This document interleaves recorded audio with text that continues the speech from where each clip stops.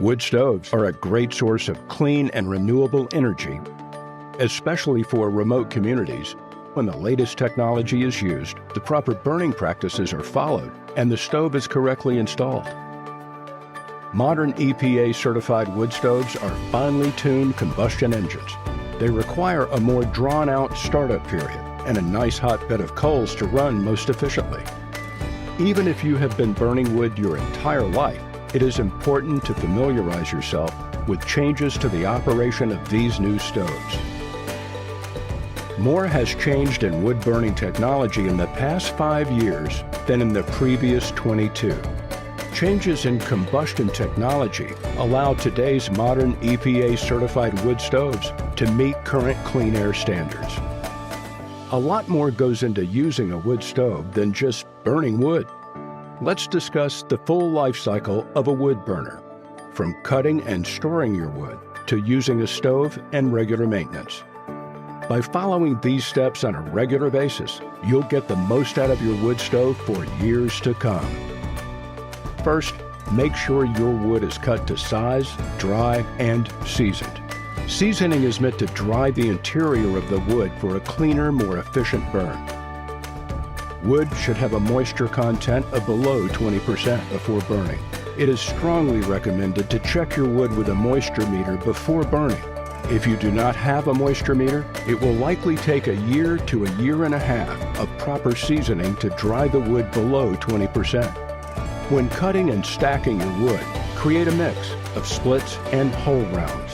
This mixture produces longer burn times. Note that split wood seasons faster than full rounds. To season your wood, keep it off the ground and dry. Cover the top and allow for significant airflow between the logs. Typically, a wood shed is used. This helps keep the top dry and the wood off the ground while allowing adequate airflow. As you pull wood from the pile, follow the FIFO method, first in, first out.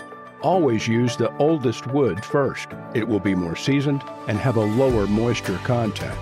The type of wood you burn also plays a big factor in the performance of your stove. Hardwood burns longer and produces higher BTUs than softwood. The type of wood will vary greatly based on geography. As a wood burner, it is important to understand what type of wood is available and how it will affect burn times and heat output. Modern EPA-certified burning wood stoves burn longer, are more efficient, and produce fewer emissions than previous generations. To properly burn in modern EPA units, lengthen the unit's kindling or startup period compared to old wood stoves. A well-established hotbed of coals is required before any large pieces of wood can be added. Make sure the unit is hot before adding more wood. Think of each new piece of wood like a bucket of water that will cool a fire. Once a hotbed of coals is established, the unit can be fully loaded.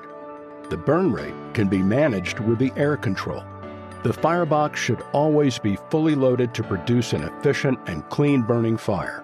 Once the fuel has been consumed and only coals remain, you can reload the stove. The heat from the coals will quickly reignite the new wood. Split wood burns faster than rounds. To maximize burn times, fill the firebox with rounds and any gaps with split logs. Then adjust the air to the desired level. This will produce long overnight burns to keep your home nice and toasty.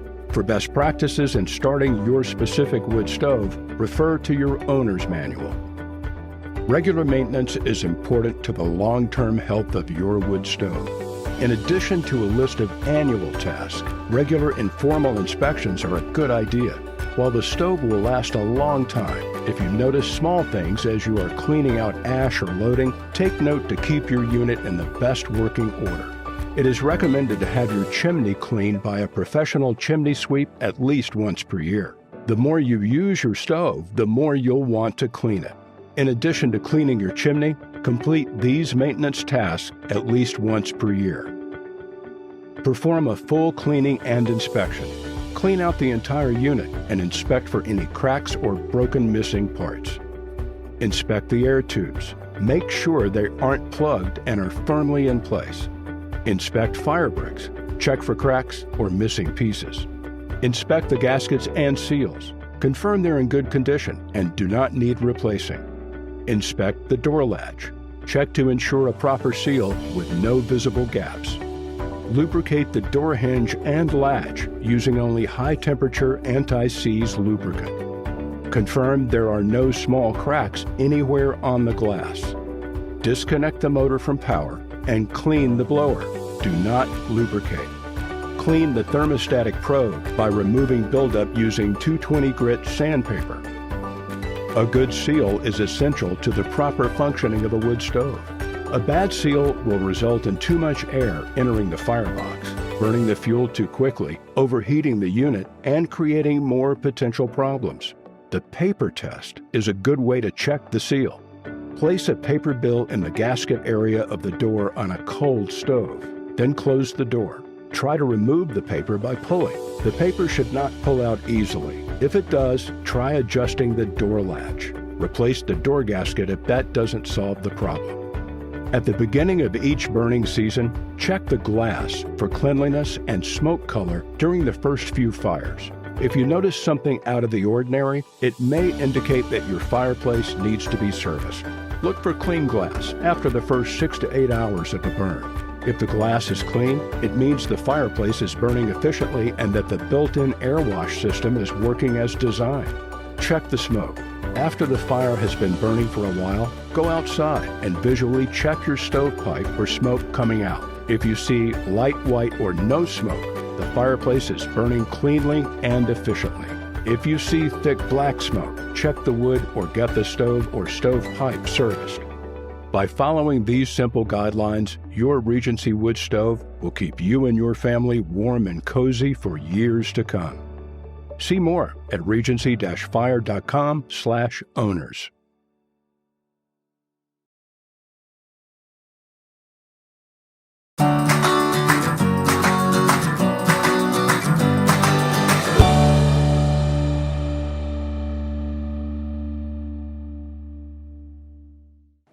Hi, my name is Larry Wolf. I'm the National Training Manager for Regency Fireplace Products, and I'm here to show you today how to build a fire and use your new catalytic hybrid stove from Regency very effectively. With the higher efficiency of the new Regency wood stoves, here's a few tips to get you burning quicker, cleaner, and longer. One thing you're going to notice right away when we open up the door, this is a new stove install, so there's not very much ash in here. But what you want to do is always leave at least 1.5 to 2 inches of ash in your unit. If the stove was running last night, you're going to want to open your air control fully, just slide it to the left, take your bypass tool, grab onto the bypass, it could still be warm from last night. Pull it out, and that opens up the whole system. You're going to want to take some black and white newspaper. Try not to use colored newspaper, or please don't use colored newspaper. The chemicals that are used in newspaper can and will contaminate your catalyst. So take some black and white newspaper, crumble it up. We'll get that inside there. A few pieces really is all you need. And then there's all different ways to build the wood fire. You want some finger-sized kindling.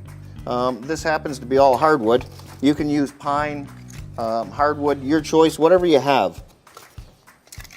Some people like to use fire sticks.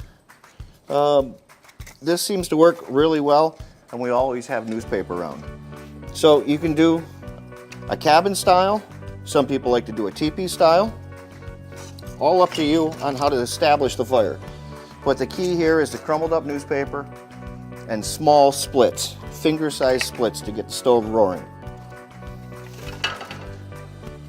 At this point, all we're going to do is light our newspaper. You can light it in a couple different spots. Again, our bypass is wide open. Our air control is wide open. After your newspaper starts, you can close the door and leave it cracked just a little bit. You'll notice if I pull on the door, it's closed, but if I look down the side of it, it's still allowing air to go in to help start the fire on a cold flue. After the kindling is fully engulfed, take one of or both of your included leather gloves with the stove, and I like to use wrist-sized pieces next. Again, your bypass damper is still open. Your air control is still wide open. And on this unit, the 2500, you can load front to back or left to right, but I'm going to continue with my teepee, or I'm sorry, my log cabin.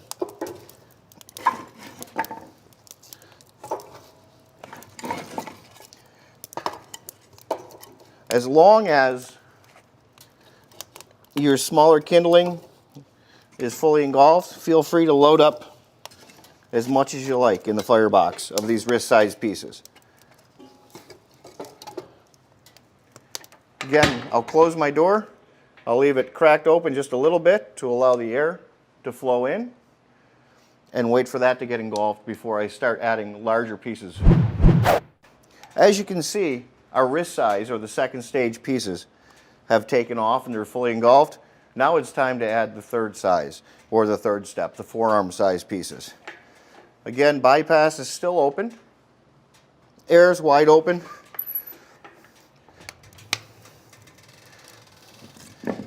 You can load again front to back. For your longer burns, or the longer overnight burns, load it front to back.